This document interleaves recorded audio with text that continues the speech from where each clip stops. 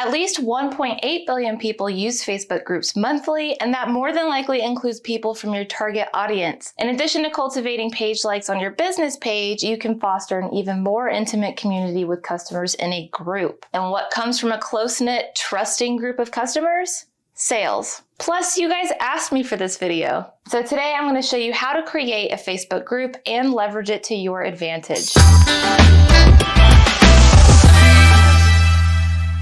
What's up, everybody? Welcome back to the channel. I'm Brandy with LYFE Marketing, the digital marketing agency with a mission to help small businesses grow. Super quick, go ahead and like, subscribe, and hit the notification bell so that you don't miss out on any of the business growing videos we put out every single week. All right, so let's start by answering the question, what is a Facebook group? Facebook says groups are a place to communicate about shared interests with certain people.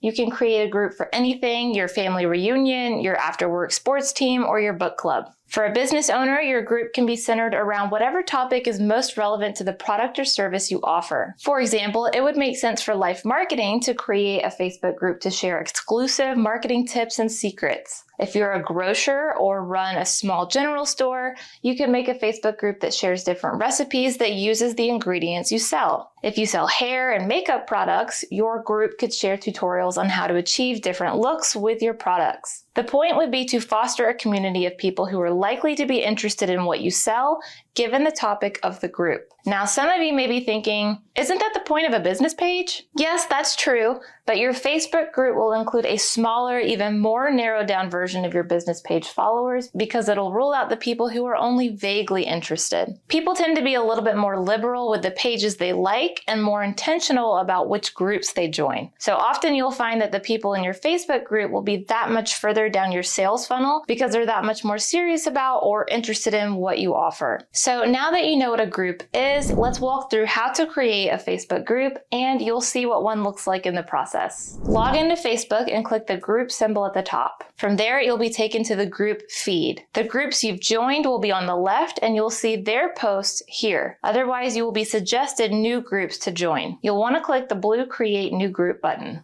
From there, you can fill out the group's name, choose whether it's public or private, and you can invite people you are Facebook friends with to join. Now, there are different pros and cons to consider when deciding if you want the group to be public or private, but keep in mind if you make it private, you cannot switch it back to public later on.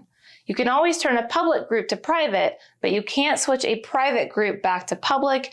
The reason being that Facebook wants to protect the privacy of any people who joined it as a private group. So make sure you think through what you want to do there before establishing the group. Here are a couple key things to think about when making that decision. Typically, a public group will grow faster in size because people don't have to request to join it. There's less of a gate to entry, and thus you'll normally see it get bigger quicker. Whereas a private group will either be promoted less or people will have to request to join it and wait for your approval before they can access the group. However, a lot of businesses do choose the private route. The reason is because you can post content there that is exclusive to the group that people won't see anywhere else. This entices people to request to join because they want access to the special value you're providing in there. As a result, you normally have more qualified leads or customers than not in a private group. So think about the point of your group, what kind of content you're intending to post in there, and make a decision on the publicity of your group based on what makes the most sense for you. From there, hit the blue Create button. Once you've created your group, you'll be brought to this screen where you'll be able to do a lot of the customization. You can edit your cover photo here, set up your group rules, and more. For group rules, they give you some examples you can use, like be kind and courteous, no hate speech, no promotions or spam, etc. But again, you'll want to think of the nature of the group you're creating and add any specific rules you think your group will need. For instance, if your group is private, consider adding rules against sharing the content posted in the group. Back on the left sidebar menu, you'll be able to edit and customize quite a few things under group settings. We have the setup group where you can edit your name, privacy, group visibility, and location. Then we have customized group where you can change the URL for the group. I would recommend making it facebook.com/whatever your group name is. You can change your group color and you can edit badges. Now, badges are little symbols that appear by people's name depending on which badges you enable and what category they fall in. Here's a quick look at some of the badges your group can have. Admin, moderator, and group expert will have this badge next to their names when they post or comment something. There's one for new members, rising star, visual storyteller, conversation starter, founding member, valued responder, and group ambassador. If you enable badges, these symbols will indicate to others who is who or who has what role in the group. You can add a group affiliation to show that a specific person or organization is an admin of the group.